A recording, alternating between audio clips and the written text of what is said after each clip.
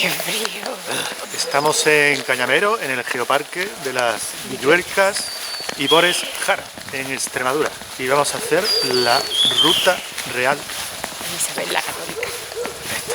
La ruta de Isabel la Católica, llamada así porque era el camino que los reyes católicos tomaban para ir al monasterio de Guadalupe. A Guadalupe, 13,7 kilómetros. Luego profundizaremos un poco más en la razón de estos viajes por parte de los reyes. Ahora tenemos que calentar motores iniciando el camino saliendo de Cañamero, y lo hacemos descendiendo por una pista cimentada que bordea el arroyo de Barbedillo. Un pequeño puente permite que salvemos este arroyo que poco después morirá en las aguas del río Ruecas. Son las primeras horas de la mañana donde la actividad del entorno empieza a manifestarse. Eso no son cochinos, eso son vacas, tío. ¡Qué barbaridad! Tras esta propiedad de un buen vecino, subimos un corto repecho paralelo al río, donde podemos alzar la vista para observar la depresión geográfica que lo encajona y que favorece para mantener baja la temperatura. Descendemos de nuevo para alcanzar la piscina natural del río Ruecas, un lugar que en épocas estivales dispone de un mecanismo para cortar el paso del correr del agua y así aprovecharla para el baño.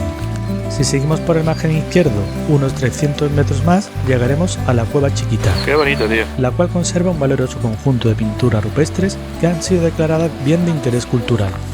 Nosotros dejaremos esta visita para otra ocasión y cruzaremos por el paso que salva el río Ruecas.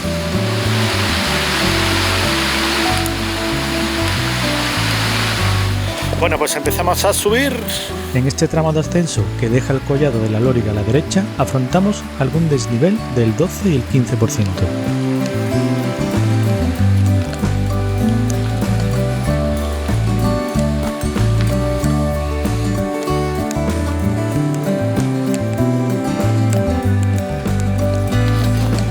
Avanzando un poco más, miramos a la izquierda para apreciar en el otro margen la cueva que antes mencionábamos. La cueva es chiquitita, Un poquito más de esfuerzo para superar los 600 metros de altitud y llegar al embalse del Cancho del Fresno.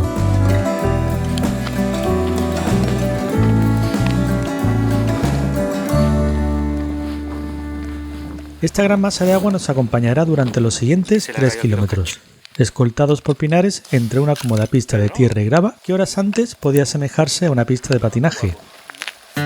El embalse del Cancho del Fresno fue construido en 1985 y tiene una capacidad de 15 hectómetros cúbicos, cuyas aguas se destinan al abastecimiento de las localidades de Cañamero, Zorita y Logrosán. Tío, que no te tienes que ir fuera.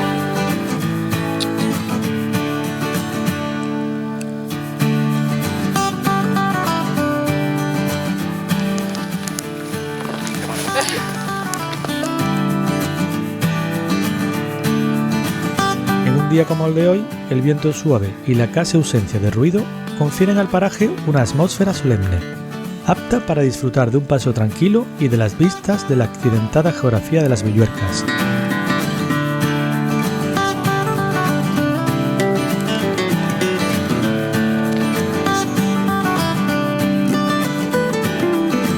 El camino continúa llaneando mientras bordea el embalse y poco a poco nos vamos alejando de su presa, cuyos muros de hormigón alcanzan desde su base los 57 metros de altitud. En este punto hay buenas señales que nos invitan a abandonar esta pista. Casi 10 kilómetros nos separan de nuestro objetivo. El trazado ahora encara un perfil ascendente hacia el collado de la Ventosilla. Es un tramo algo más incómodo por su firme irregular y empedrado, pero se hace sin mayores complicaciones.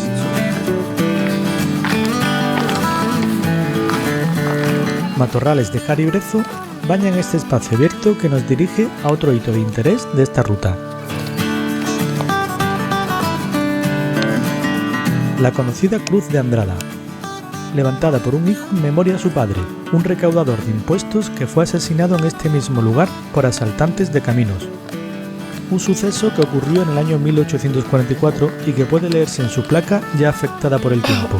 Una memoria a un hombre que mataron aquí.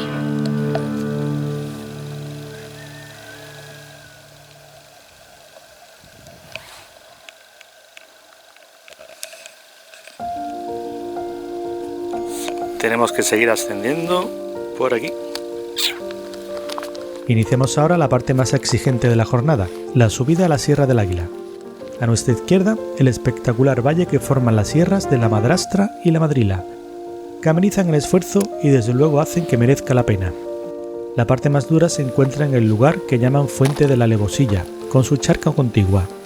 Aquí hay unos duros 500 metros con rampas que llegan al 18% de desnivel. Si nos habíamos enfriado un poco en la Cruz de Andrada, esto vuelve a calentar motores obligatoriamente. Venga, ahí que se noten esas piernas, que se noten esos escalones. Oh, me duele el dolor.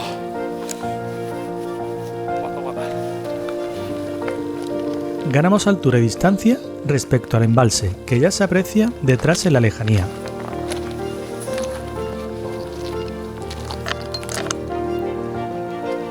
En torno a los 800 metros de altura alcanzamos otro de los hitos de esta travesía. Se trata del Melonar de los Frailes.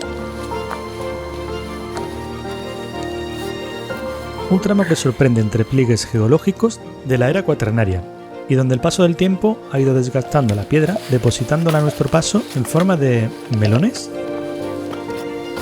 El caso es que es un tramo algo más técnico, donde hay que escoger bien los pasos para cuidar el equilibrio y los tobillos. Tampoco es de extrañar que a la garganta de la izquierda la llamen Las Pedrizas. No es un tramo largo, unos 150 metros que después se endulzan cuando el firme cambia y se adentra en la espesura de la vegetación. El camino sale al encuentro del arroyo que baja por la garganta hacia el embalse y sentiremos su compañía durante un buen trecho. Aquí las zonas de umbría son evidentes, solo hay que fijarse en algunos elementos todavía cristalizados. En este lugar conocido como Las Ventosillas, la vegetación se cierra creando un verdadero efecto túnel. Está lleno de madroños, tío, qué bonito. Los madroños contribuyen a este encajonamiento, aparte de darle un toque de color al trayecto.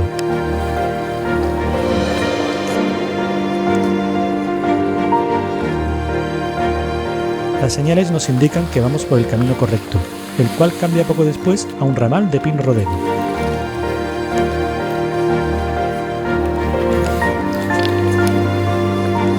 Mientras avanzamos, otras especies como castaños y cerezos se abren hueco entre los pinos imponiendo su presencia con un precioso colorido otoñal. Desde luego, esta estación es una de las más propicias para disfrutar de esta ruta.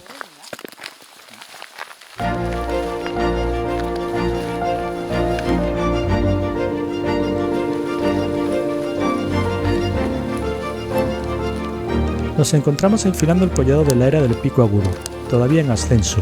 Las lluvias caídas y las hojas caducas dan fe de un entorno vivo que se renueva cada año y que parece presumir ante nosotros para que no podamos resistirnos a la hora de filmarlo o retratarlo.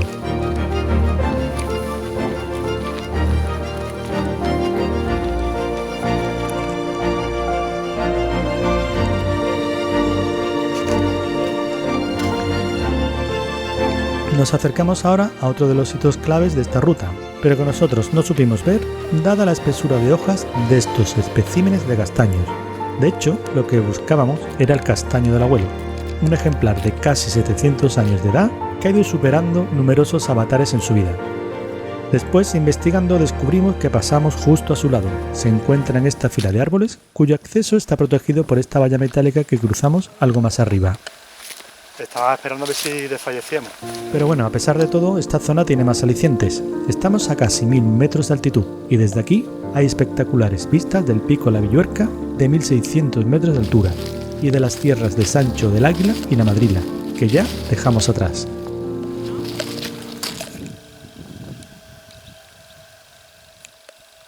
Superamos la valla metálica por este acceso. Bueno, y seguimos por aquí. Y avanzamos unos metros más para alcanzar la altura máxima, 985 metros. Nos quedan para Guadalupe casi 6 kilómetros.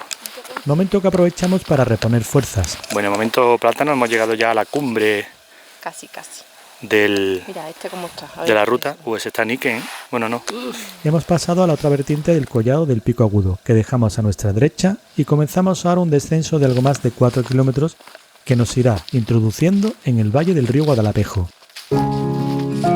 La frondosidad de este tramo nos impide de momento echar la vista al entorno que vamos dejando a la izquierda, aunque eso no durará mucho. Mientras tanto, disfrutamos de la alfombra de hojas que un bosque de robles melojos nos brinda a nuestro paso. Dan ganas de tirarse de cabeza y nadar entre ellas. Pero mejor nos dejamos de experimentos y disfrutamos de este bonito lugar de una forma menos atrevida. Esta nos vale.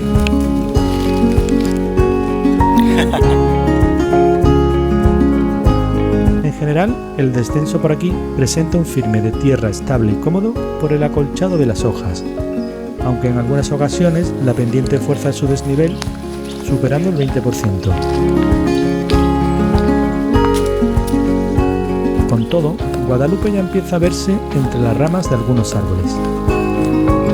Villa Guadalupe se ve aquí detrás de estos árboles. A ver si encontramos un clarito.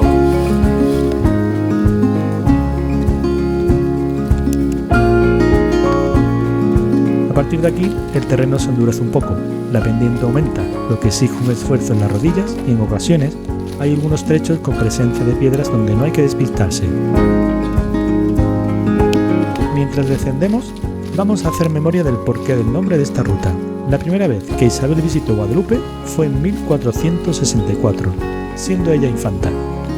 Su hermano Enrique IV quería casarla con Alfonso V de Portugal, y en el monasterio debían realizarse los acuerdos. La historia bien nos dice que Isabel rechazó en rotundo la propuesta, pero no así el monasterio, del que quedó prendada y al que llamó Mi Paraíso. Desde entonces hay documentadas al menos 17 visitas de la reina al monasterio, y en una de ellas se hicieron efectivas las órdenes para que Cristóbal Colón emprendiese el viaje en el que descubriría América.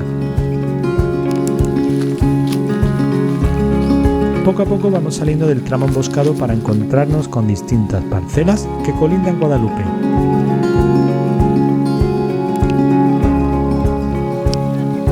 El siguiente hito de interés es la ermita de Santa Catalina.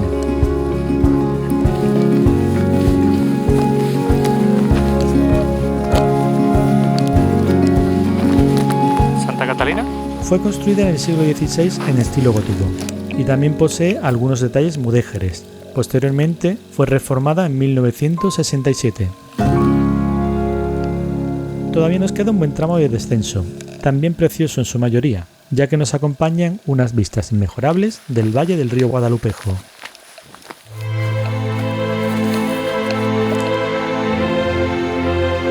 Este último tramo va por una ancha pista forestal escoltada en su mayoría por pinares, pero que va aumentando su vegetación de ribera conforme nos acercamos al río.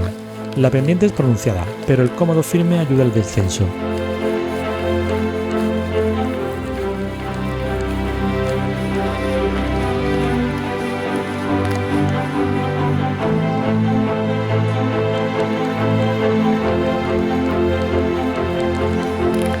La bajada finaliza en el puente sobre el río Guadalupejo, que cruzaremos para ascender hasta la carretera CC 171.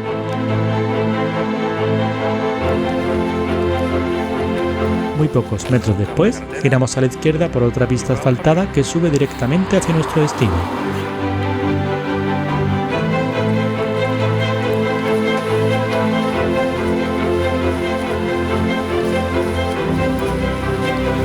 Bueno, pues estamos ya entrando en Guadalupe.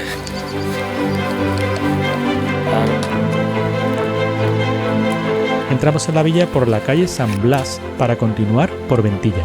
Aquí hay un crucero que nos anuncia que este es un camino histórico de peregrinación.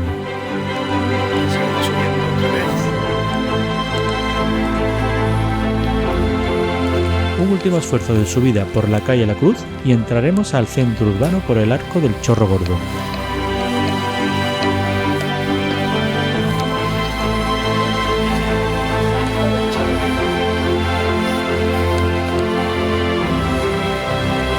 Aquí en la plaza de Santa María de Guadalupe se encuentra el monasterio, que no dudaremos en visitar en cuanto soltemos los bártulos y repongamos algo de fuerzas. La leyenda nos cuenta que en el siglo VIII, cuando los árabes invadían la península, unos clérigos escondieron una imagen de la Virgen junto al río Guadalupe. En el siglo XIII, con la Reconquista, a un pastor que encontró esta talla se le apareció la Virgen, y ésta le pidió que levantara una capilla para rendirle culto. El edificio se construyó, y año más tarde, este suceso despertó el interés del rey Alfonso XI, que en 1337 lo amplió y levantó además una iglesia mudéjar que declaró santuario real. El Real Monasterio de Santa María de Guadalupe fue declarado Monumento Nacional en 1879 y Patrimonio de la Humanidad por la UNESCO en 1993. Conforme nos vamos acercando a su fachada, se aprecian claramente los elementos góticos y mudéjares que la Orden de los Jerónimos han ido añadiendo entre los siglos XIV y XVIII.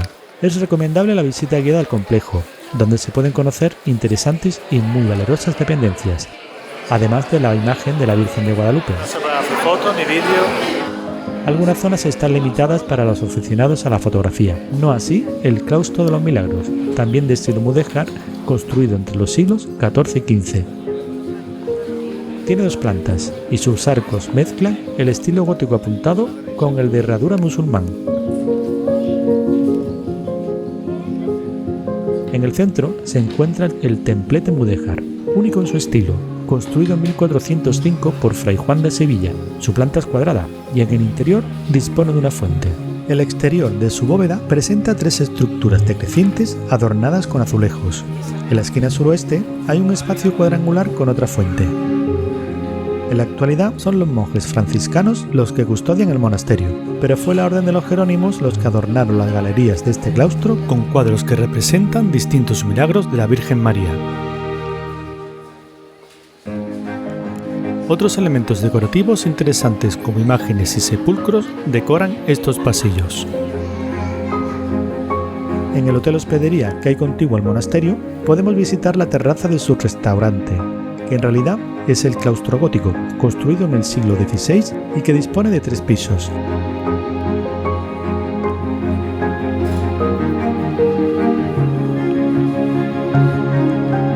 Antiguamente la hospedería era un edificio destinado a enfermería, farmacia y botica. Se construyó en el siglo XVI con sillares y mampostería y dispone de torreones cilíndricos terminados en chapiteles cubiertos por tejas.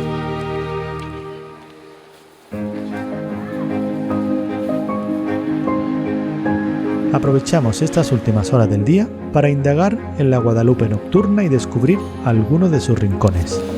Este es el arco de San Pedro. Vamos en busca del Belén.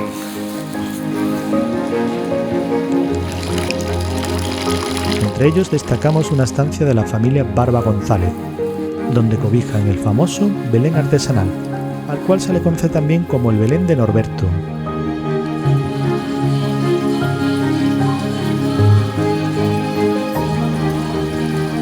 Una joya artística que esta familia lleva confeccionando y manteniendo durante muchos años, dando vida a numerosas escenas navideñas.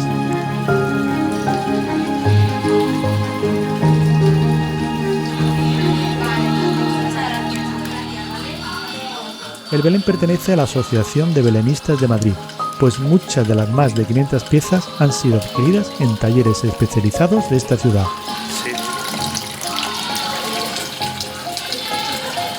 Los efectos de la luz ambientan esta instalación simulando el paso de los días, y la música, como no, celebra con cánticos la fiesta de la Navidad. Una fiesta que para nosotros llega hoy a su fin. Mañana nos espera otra interesante ruta y es hora de irse a descansar.